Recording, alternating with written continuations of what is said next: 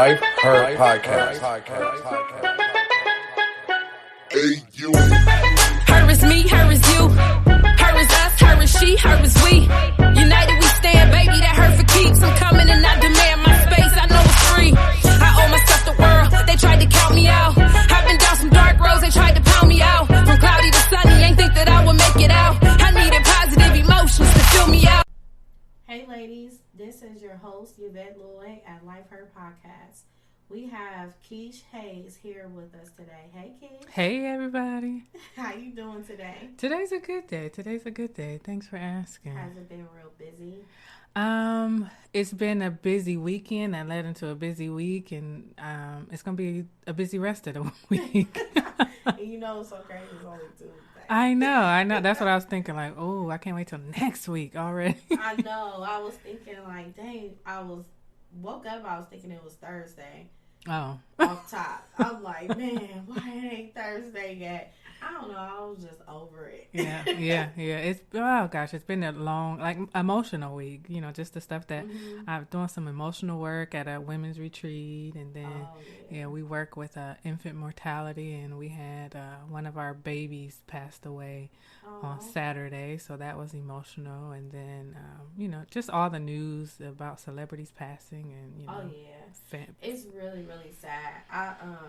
I personally took a break from scrolling on social media because it was like one person passed and another person passed. Yeah.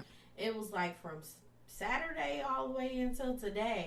Yes. And I'm like, oh no, I can't do this because it affects us mentally. Right. We'll take it in so much. Yep. And do you ever like encounter to a point where sometimes people will mourn a death too far to a point it'll mess up their mental state of mind? You said, have I ever experienced that? Have you known anyone to do that? No, not personally. Not personally. Some people will tell me that they got into a place mentally where they were mourning so much, it started defining them. They realized they was just in this small depression. I can totally see how it can get there, right? Because it's like when you wake up, you're thinking about the thing. When you go to bed, it's always on your heart and your mind, right? It's always ever present for you. And so even this morning when I woke up, I knew I wasn't in a good place when I woke up this morning at 5.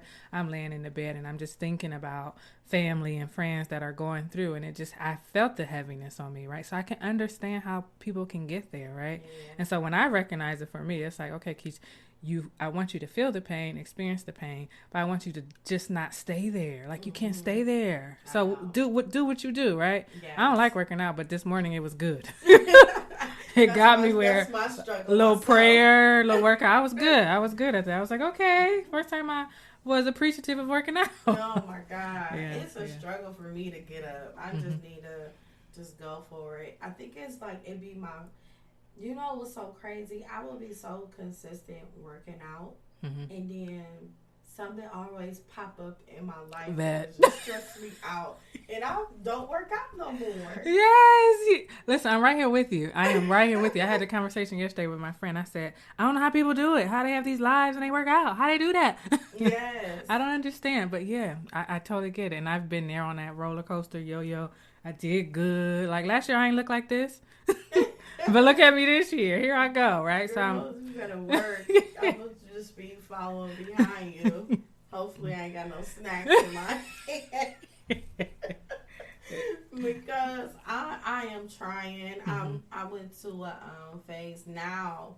I'm trying to go into being a vegan. So I got my whole refrigerator full of vegan food. It's probably been about a month now. Oh, cool. Yeah. So you don't miss the meat? No, I don't. Really? No. Bacon? No. I don't miss it. Really? For real. And it's so crazy. I ate something. I can't remember what it was. But it was meat. And it made me so sick. And I'm like, okay, I'm official. I'm like, okay. About that vegan life. I'm like, dang, I'm sick, but I'm like, okay. At the same time. Because it made me like feel so good. That's good. The fact that I'm like, okay, I accomplished this part. Right. But they got vegan chicken nuggets and vegan I know. all that stuff. It's just, I think I just had to get used to the taste. Yeah. You know, we used to all the seasonings and all. Yeah, we are. And I've tried vegan. I think 30 days I did. Okay. And that was a couple years ago. And yeah. Did you like it? It was okay. I felt it to be a little challenging because I enjoy bacon. Okay. Number one, and then I enjoy meats like chicken and fish. I really like fish. I could probably be a pescatarian. Okay. Yeah, I could probably go with that life. That sounds real good. I think I might look into that too. It's a struggle, but I'm trying. Yes, I'm trying. good. That's good. That's good. Trying. So we just gonna get off into it. How was it like to be Quiche at a very young age that you remember?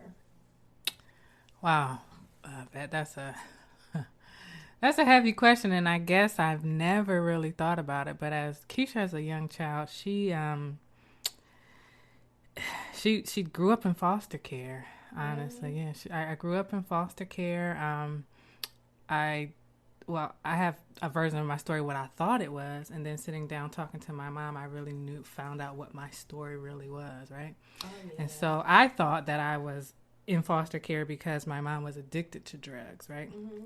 And my dad never assumed responsibility for us. So I thought that's why I was in foster care. But my mother actually shared the story when I just had the nerve to really ask her, like, Mom, what's my story, right? Here's what I think it is. And she let me know that we were living in an apartment and they wanted to raise the rent on the apartment. And my father, who was president at that time, he's like, no, we're not doing that. We're not. Y'all not raising the rate for where we're living, right? And so we found ourselves homeless at that time. And so we were living with some cousins in that time, and it was back and forth. And there was a period of time where we were living in my mom's car and in the shelter. And then, some family members were like, enough is enough, so they called Children's Services. This was in Columbus at the time. I'm from Columbus.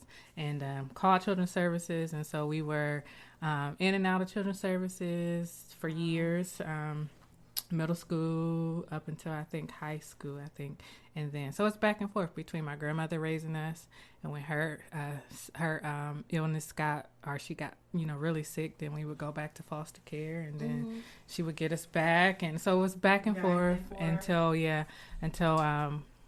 kind of I won't say aged out of foster care. My mom, was able to get herself together, and my 3 sisters went back to live with her, and I stayed with my grandmother at the time. And so, young Quiche. How long did it take for your mom to get herself together?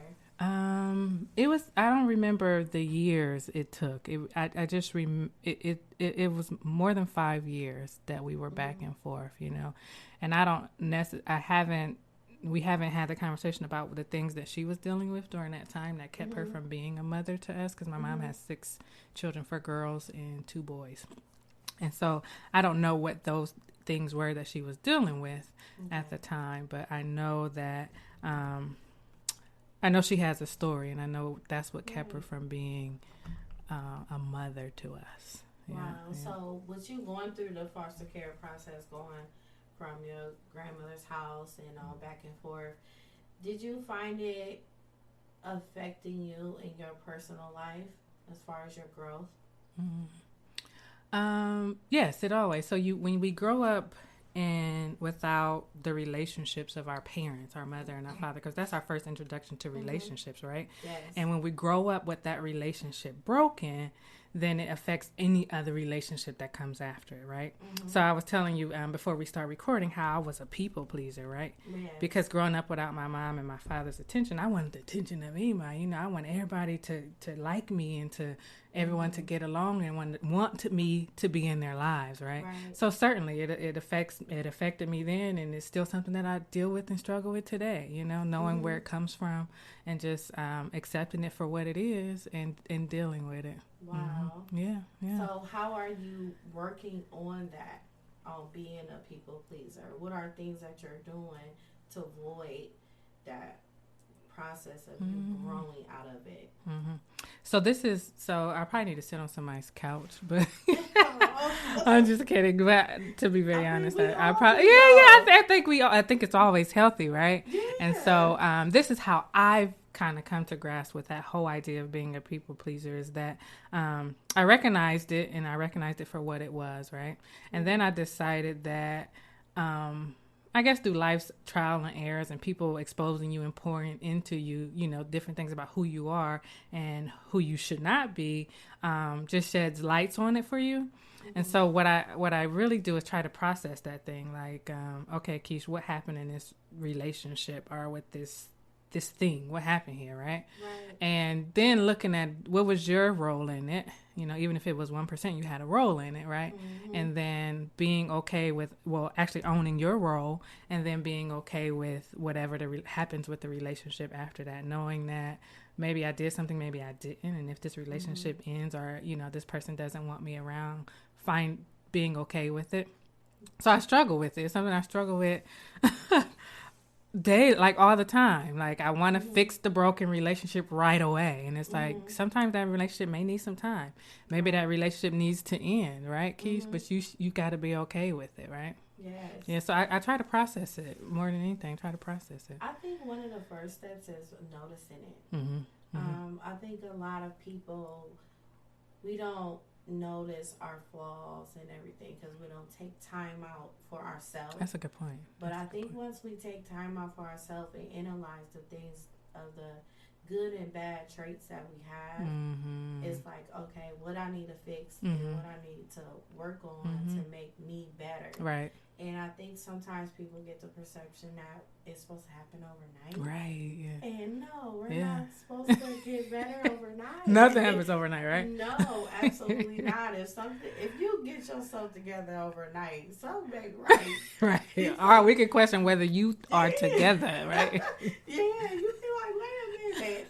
It's because we just go through a lot of phases. That's true, Vet. That's very true. Life. Yeah, that's true. You know what I'm saying? That's true. Just, I don't know. It's just, we just have to always find our purpose in things.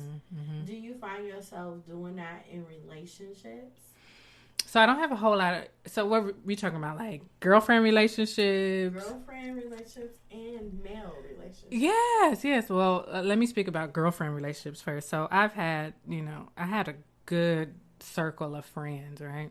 Even friends that are like, from high school to now, and they're like, how could you be her friend? She was such and such and such. She was this. It was like, you don't really know her though. This is the great side of who she is, right? And so we've since then, we're not friends now, right? And I find myself sometimes being like, I should call her. I should reach out to her. Or I should, never having even discussed what the issue was between us. But I feel this tug, like, I should call her. Just trying to people pleaser in me. Yes. And it's like, I to be very honest, I think it was a relationship that was supposed to end, right?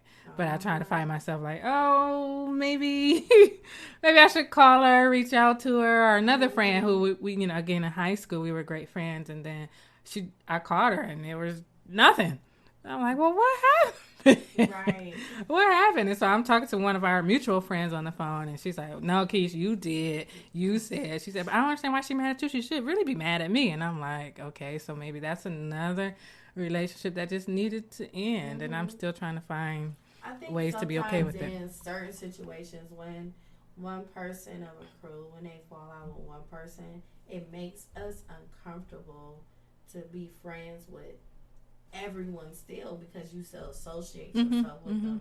So it's like you just gain peace and separate yourself from everyone. Yeah. I'm that person. I'm that person. It's like, I don't know. I just be feeling that way. Sometimes I shouldn't do it, but sometimes I know it's best. Yeah, sure. For me to do it. I think it would be to a point where I just want us to have our relationship.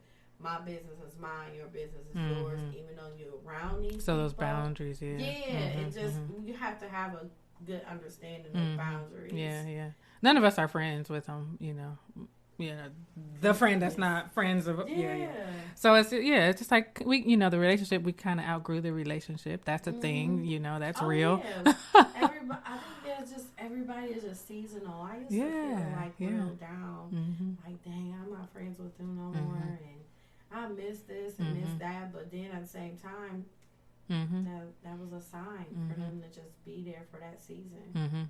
That's true. Yeah. That's true. So what about the guys? So I don't have a whole lot of experience with male-female relationships, right? And part of that was because of the young lady I was, right? So, and I was an angry woman. I used to be like, I remember in college, you know, guys may come up to me and they'd be like, she's so mean. Why is she so mean? Hey, and I guess I was. Like, I didn't even know I was just giving off this aura of this. I was just so mean. Girl. But it was it was coming from a place where this broken relationship I had with my dad. Like, I didn't believe nothing the guy said. You lying, I could see right through you. Right. That's how and I guess it was all over my face. So that probably kept me from having those relationships. But I think at the same time, it was also protecting me from any, like, because at the core, I'm a sweetheart, right? I love, right? And so I was like, God, why have guys knocking down my door? Why they wait? He said, girl, I had to protect you, girl, because you ain't built for that. You can't have all this. Had them just running off. Yeah, I was scaring them off, and he was like, and you were scaring the right ones off too, girl. So I don't have a whole lot of experience with that, and I see it as a blessing, right? Because I could have just been so broken based on where I came from and what I thought I wanted. And the guys that, you know, in college, you know, most guys ain't serious about doing anything, right? Right. We don't really know how to do relationships and be in relationships, right? So I probably would have been, you know, they talk about these fingerprints on your windows and had all these fingerprints of these guys that left impressions on me that wasn't good, right? So I ain't built for that. Yes. So I think it was kind of protecting me in a funny kind of way. Yeah. I understand. So do you ever plan on, how old are you? Yeah, you can ask. Okay, you know something, girl, don't be. No, I'm good. So I'm 39. I'll be 40 this year. Yes. So would you like a relationship? Yes, absolutely. I am looking forward to relationship, marriage, and children. I would like twins. Oh, really? I would too. I actually want 2 sets. Yeah. Okay. No. Because it's like, my husband crazy. I'm about to be 37 this year, so he like, 4. Like, no, wait a minute, no. Let's That's 4 different knock pregnancies, out 2 times. Yeah. That's it. Yes. Yeah. That'll give you everything. Right. I've always wanted. Yeah. I've always. 4 different times. That could be a lot. And you'll be yeah. So I've always wanted twins. Like, my grandmother's a twin. She has a twin. She had a twin brother. Yes. What? And so yeah, not too thick though. Not too thick. I mean, you may be the lucky charm. Yeah, I hope so. I'm like, God, I hope it's me. You know, everyone say they skip a generation. Oh, yeah. And I'm like, okay, God, is that me? Yeah, let it be me. Yes. I would be tremendously excited. That is so dope. So is it how do you feel about how the generation is of women today? The thought process. We have women that are uplifting and inspiring. We have other women that's in the limelight and they are movers and shakers. And then we got to a point where we have reality TV of women, of drama and things. And I've known you for uplifting and inspiring women due to the past events that you had. So how do you feel about today's women? I think for every woman that has a viewpoint or a lifestyle that we disagree with, there's another one or maybe even 2 that are out there doing inspiring and trying to encourage, you know, someone else. And so I think it depends on what you're looking for and what you're looking at, right? I think we have enough of the ones who are just out there, and we have enough of those who are in the trenches doing it for those who looked like us when we were younger, right? So I guess I don't get too caught up in that, and I try to even protect my own eye gates from, you know, some of the stuff that don't even uplift me and encourage me. Like, man, I can't watch this. I can't watch these sisters sitting here fighting each other for what, right? So at the end of the day, it does bother me, but I have the opportunity to change the channel, you know, so I get to decide what I allow in, right? So it doesn't make sense for me to put this message out here that this is what I want to do for women and young ladies, and then I'm back here supporting, you know, the total opposite of it, right? Exactly. Yeah. So if you would be transparent, what is one of the things that you encounter in life that you felt was so difficult when you was just ready to, you felt like you wanted to give up? So there's probably a lot of things I can talk about, right, that I wanted to give up, but I felt like life had dealt me a raw hand, right? Like I had been in foster care and I had been, you know, all I knew was struggle all my life, right? And it was like, and I, you know, went to college, I did, and I went, because I had a best friend who really encouraged me and inspired me to do that. Like my family told me to graduate from high school, and when I did that, I was like, okay, y'all, what else y'all want me to do? But I realized now that they could only take me as far as they had gone, right? And so that was what they had. And so I had a best friend who was like, okay, Keisha, we going to fill out these applications. We're going to go to college. And I was like, well, yeah, okay. Okay, let's do it. So, you know, I kind of rode on her coattail and did that. And so I didn't finish. I graduated high school in 99. And that was like my first time being away from Columbus, Ohio, right? So I was like, oh, I don't know how to do this, right? You know, my family hadn't prepared me for independence, right?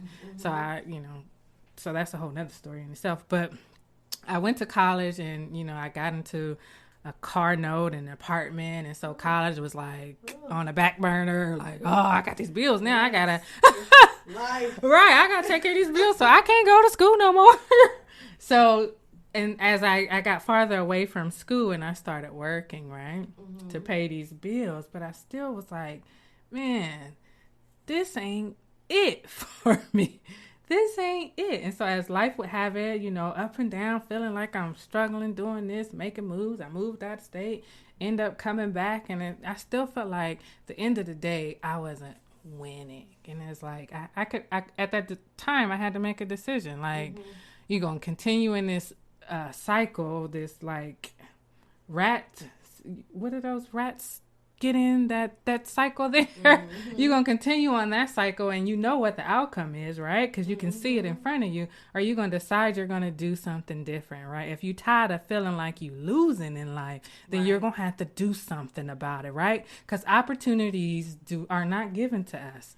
We have to take them, right? So when I got that in my head and decided I was tired of losing, then I made moves, you know, went back to school and finished that, and then doors just start opening for me, right? So I did. At that moment, it's like, what you gonna do? You gonna give up or you gonna make moves, right? And I seen it. My friend was making moves, and that friend was making moves, and I'm like, what's the difference between her and I? Nothing. There wasn't a difference, right? There wasn't a difference. I just had to decide in my mind that it was something I was going to do and nothing was going to stop me from doing it. And that's what I did. That's what I did. I think it's really good and a blessing that you have friends surrounding you doing things, because a lot of us isn't fortunate enough to be around women that are making moves. You're right. And so it's like, it make you like, dang, they doing this, and that. Oh, I know I can do it too.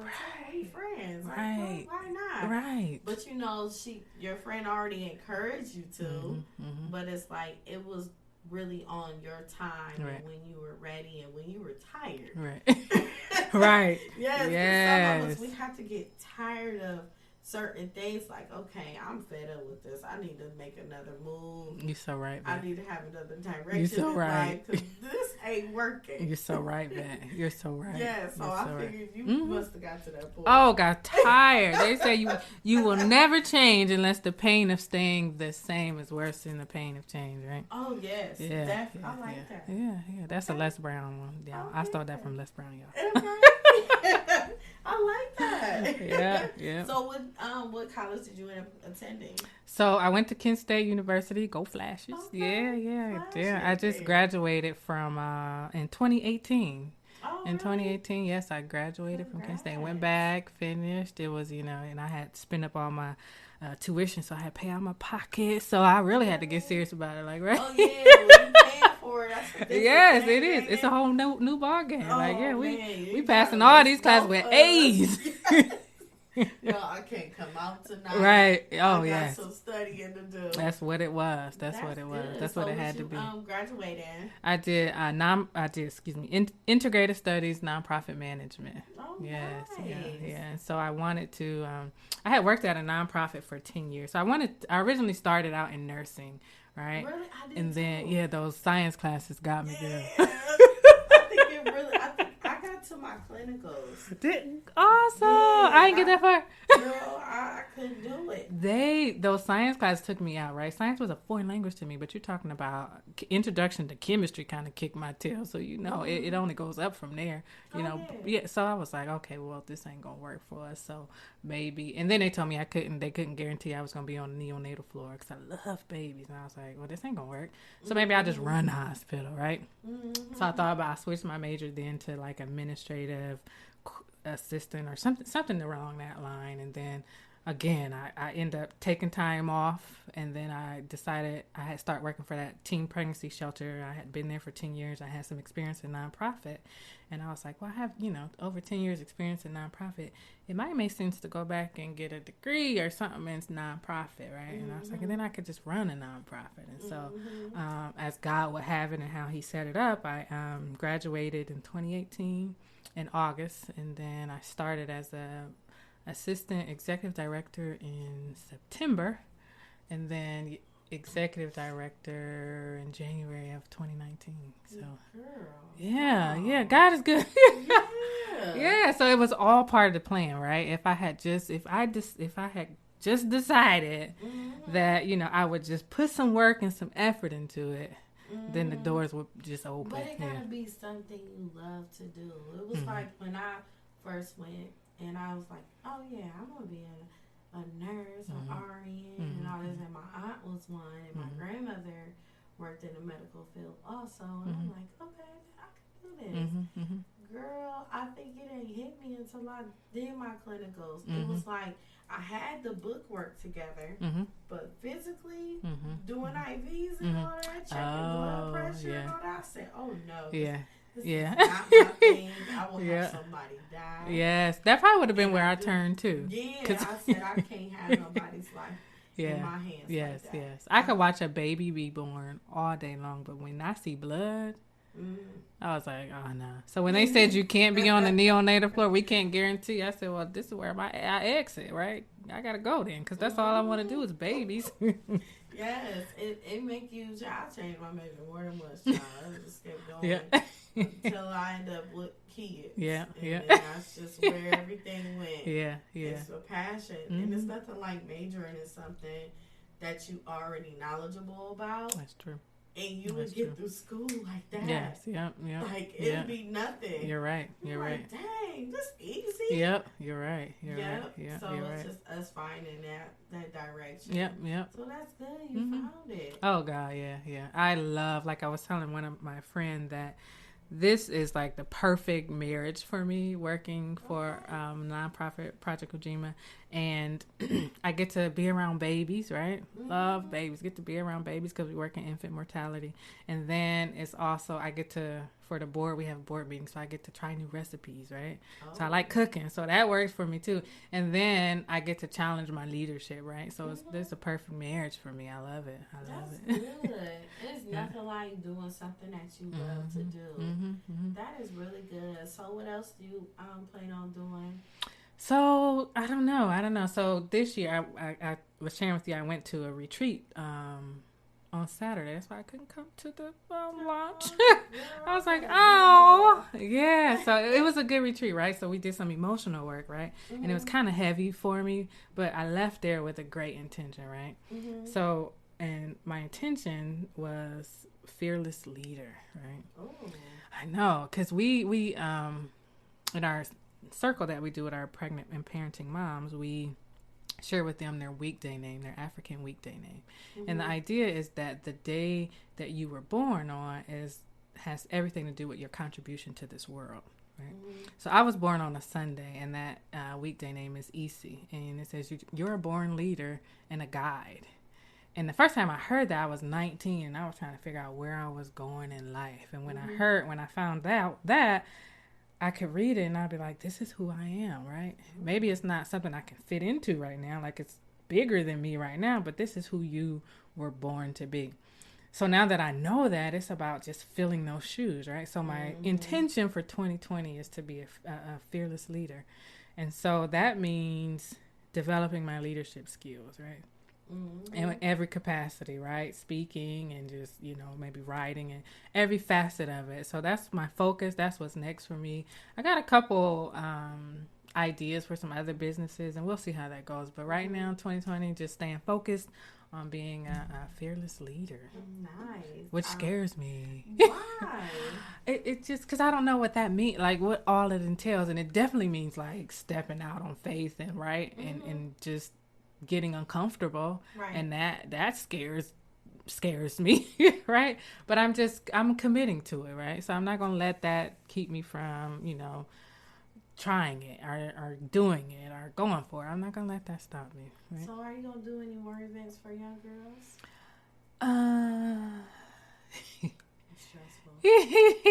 You know what? That's always where my passion, like my heart is, right?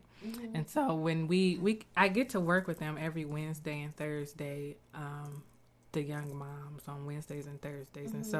And then we're also up at Bookville High School, and we were there today, and I'm just, sitting and facilitating a circle with the women there. And so I really get to feel that bucket. And so I don't know. I don't know. I'm open to it. I'm open to it at the end of the day. So it may not be me like putting it on, but I'm like, call me whatever you need. I can help you. Sure, I'll show up for you, of course. Yeah. Really? I thought that event was really dope. My girls had a good time. Oh, you're talking. Oh, Pearl Talk. Yes, I remember. Yeah, now it comes back to me. Yeah, I remember. I don't know. We'll see. It was nice. I enjoyed doing it. Like that's you my. did an amazing job. Thanks, with that. man. Thanks. For real. Yeah. Because if you touch base on a lot of things, what young girls wouldn't even discuss on a daily basis.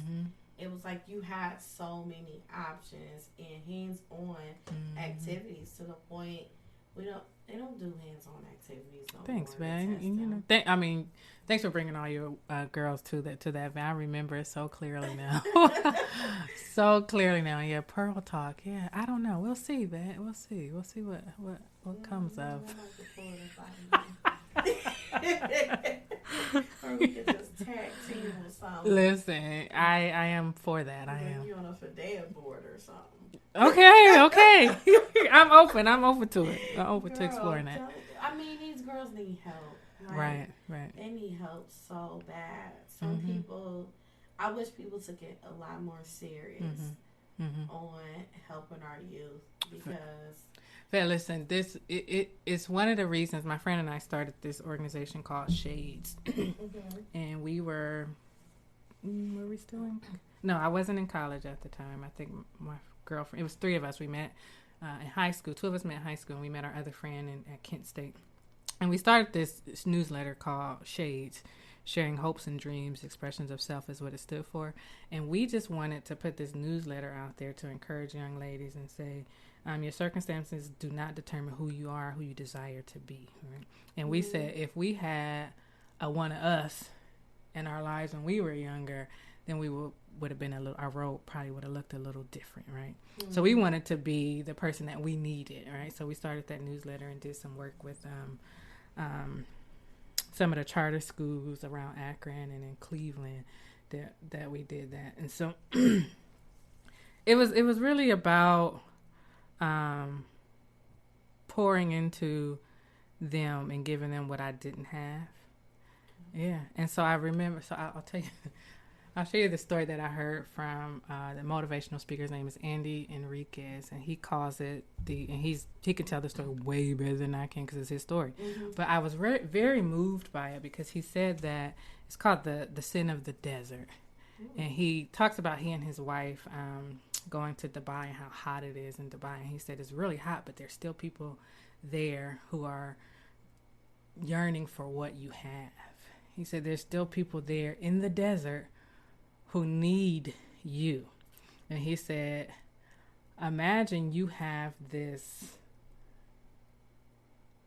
stock or this warehouse of water, and you have these people in the desert who are in need of that. And it's like you have something that someone needs, and if you don't give it to them, they're going to die. Like, people's lives are connected to you, and you have what they need. And if you don't share your story, so every time you don't share your story, every time you don't extend, every time you don't give, every time you don't pour into someone, you commit the sin of the desert. The person is going to die because they're assigned to you, right? So it's like, good God Almighty. Right? So that, I was moved by that story. And he tells it way better than I can, but shoot, you told it good enough. but no, you should go check it out. Go check him out. But I was moved by that, and I had to share it with all my friends. Like, and I think about it every day. I don't want to commit the sin of the desert. Like, I have people who are waiting for me to step out there, to share my story, to speak up, just to say something, to pour into, to plant a seed. Like, that's what you're supposed to do. And I don't want to commit the sin of the desert ever again. Ever again. I mean, who do? No, right. When you think about it. But a lot of us don't think that way. Right. You know, it's just like, I don't know what it is. It's like faith and stepping out is to a point. Everyone is so afraid to just take that one step. Like, it's like a person afraid of heights and they scared to jump off into some water or something. You know, it's like it's scary sometimes because it's like so many people just let life pass them by, and then when it's too late, it's like, man, it is scary. It is scary. But when you think about how scared you are, and you think about someone dying because you didn't give them what you had, then it's like, oh, I gotta do it, right? So I try to keep that ever present in my mind. I don't care how scared I am, someone's gonna die if I don't get this to them, right? Yes. So that, and I totally agree with you. It could be so scary. Right? Yes, it definitely can. It can be, right? The weight of the call can be very, very scary. Yes, and I think people should. Y'all better listen to that message. Seriously, because it's so important. It is. It really is. Right. Right. I'm glad you shared that. Yeah, because this is. I believe that this life isn't just about us, right? Oh no, right? Yeah. So it's about sharing what. That's when that selfish mentality come in, and we don't want to be selfish like that. And that's where your blessings come from, when you give to others. A lot of people may not understand that, even if a person hurt you and you did all this for them, but at the end of the day, I helped them. Right. I did what I was supposed to do. A lot of us hurt God with us not even knowing. Whoa. That's why right. I asked them to forgive us. Right. Right. So it's like, if he can do it, why can't we do it? That's true. That's true. A lot of people don't think of it that way. We don't. No. And we just gotta stop being selfish. We do. And just we do. live. Right. Yeah. Yeah, definitely. That's just it right there. Yeah. So, have you found yourself breaking a cycle in your family history? Yeah. So, when I think about my family, like my immediate family, brothers and sisters, and then my aunties and uncles, even that generation of people, I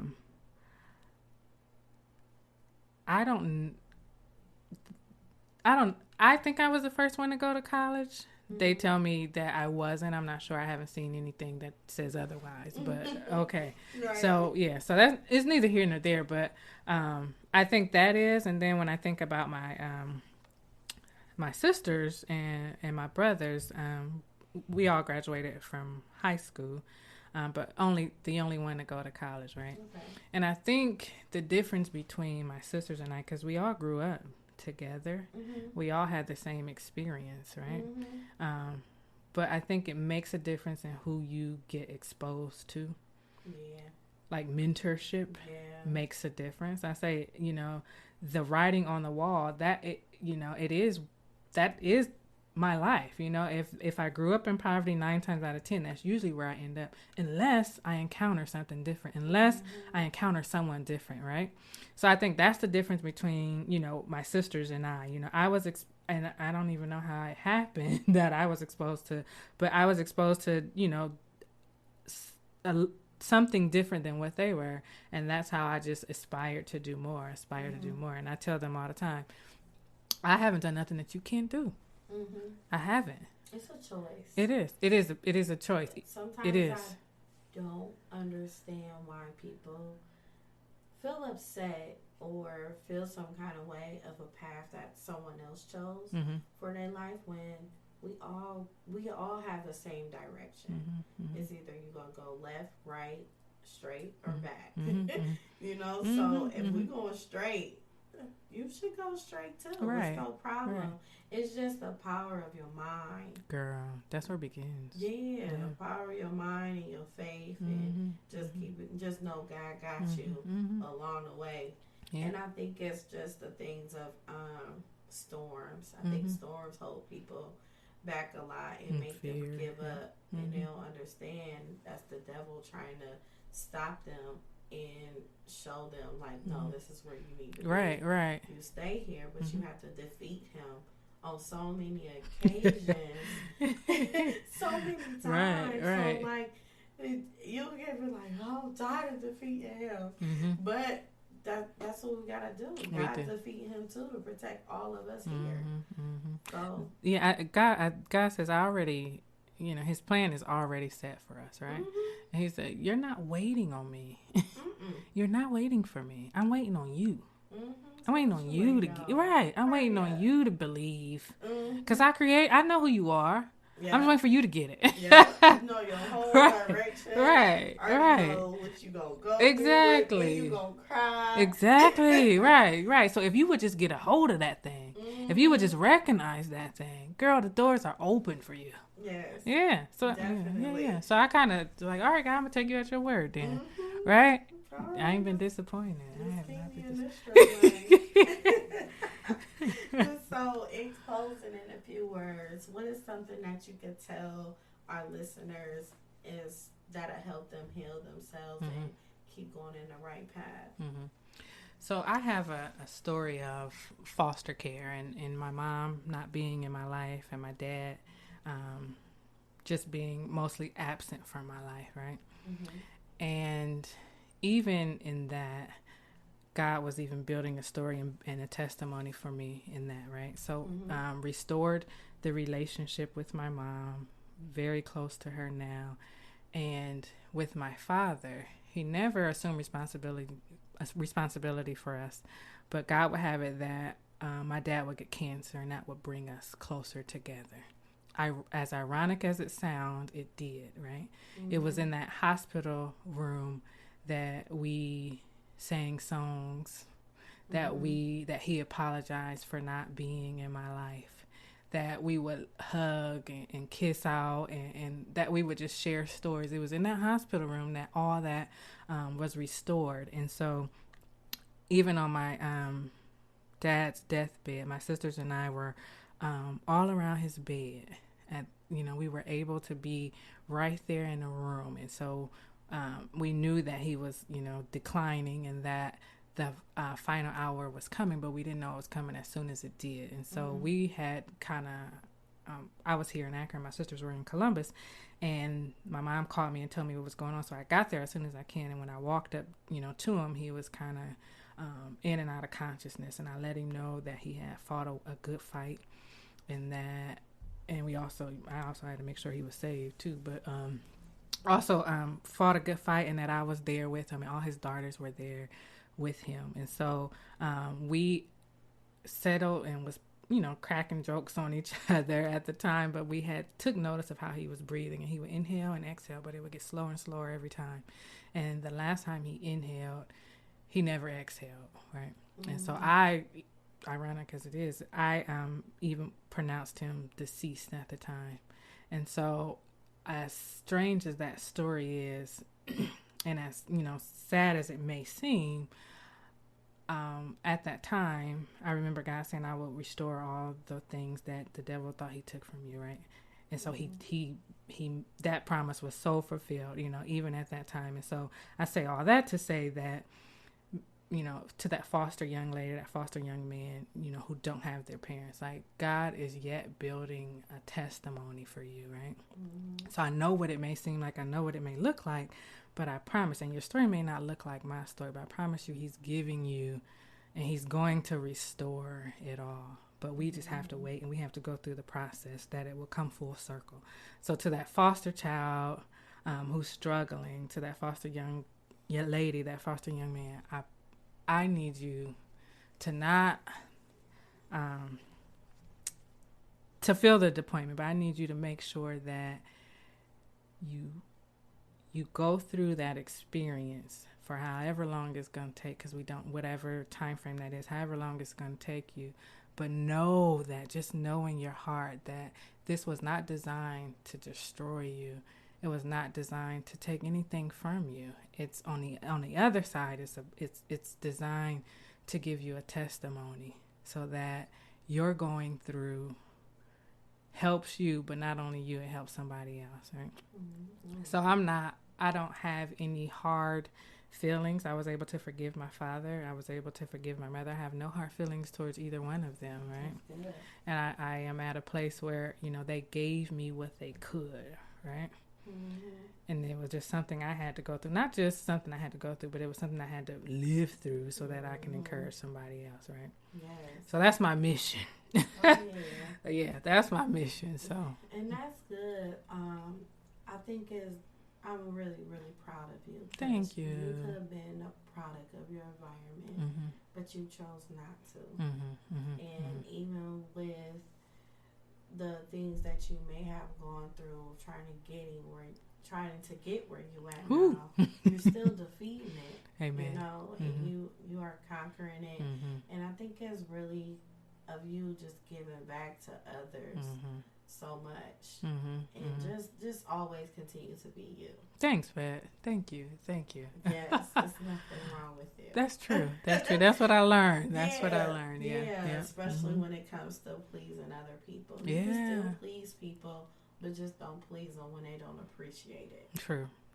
So just limit your pleasing. I will do that. I definitely will do that. You have to set boundaries. Absolutely. Yourself. And that's and that's exactly what I'm learning. Yeah. I've learned it. I've been through it. I'm over it. Yes. I'm just keeping my whole daily pace. Yeah. You're right. You're right, so man. Thank you so much. No, thanks for having me. Thank you. Thanks. Thank you for allowing me to share this. Like, again, I that the sin of the desert stays with me.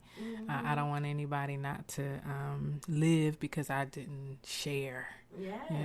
Because you have to. If you save one, that's your accomplishment. Yep. That's it. All it takes is one. Yeah, that's it. And that she would go get one, right? And that she would. Okay. All right. Just keep passing the torch. Yep. Well, thank you again. Thank you. And thank you everyone for tuning in to Life Her Podcast, where we are here to help heal women all over the world. Don't forget to follow us on Instagram, Life Her Podcast, and also check out our website to listen to our other podcast episodes and purchase our merchandise. I am Yvette Lloyd, and love yourself, ladies. Bye. Thank you, everyone, for tuning in to Life Her Podcast, where we help heal women all over the world. Don't forget to follow us on Instagram and Facebook, Life Her Podcast, and check out our YouTube page as well. And make sure you subscribe. You can also look onto our website and you can purchase merchandise and listen to the podcast episodes. I am Yvette Lloyd. I am Life Her. Love yourself, ladies. Take care of yourself and others you love dearly.